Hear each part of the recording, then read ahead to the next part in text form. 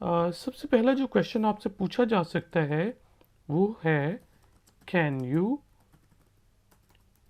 Tell us about yourself. ठीक है जी। इसका मतलब क्या है कि क्या आप हमें अपने बारे में कुछ बता सकते हैं। ठीक है जी।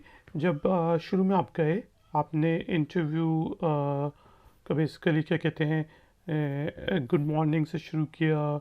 इंटरव्यू ने आपको कहा कि आप बैठ जाएं, और फिर उसने आपसे पूछेगा कि आपको टी या कॉफ़ी तो नहीं चाहिए। इस तरह का थोड़ी सी मतलब ताकि रैपट बिल्डअप हो। और जब वो देखेंगे कि अब आप जो हैं थोड़े से रिलैक्स्ड हैं, तो फिर वो आपसे इंटरव्यू करना शुरू करेंगे, फॉर्मल इंटरव्यू।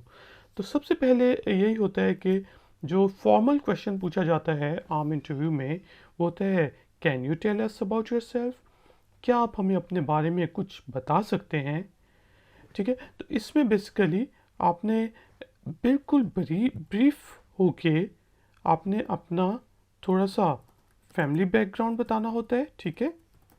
उसके साथ साथ आपने अपने जो क्वालिफ़िकेशंस हैं, यानी कि आपकी पढ़ाई क्या है, क्या क्या आपने किया हुआ है, कौन सा डिप्लोमा किया हुआ है, किस कॉलेज से पढ़े हुए हैं, बहुत ही ब्रीफ करके हर चीज़ जो है बैकग्राउंड, फैमिली बैकग्राउंड आपने 2 सेंटेंसेस में बताना है। क्वालिफ़िकेशंस आप 2 से 3 सेंटेंसेस में बताएंगे।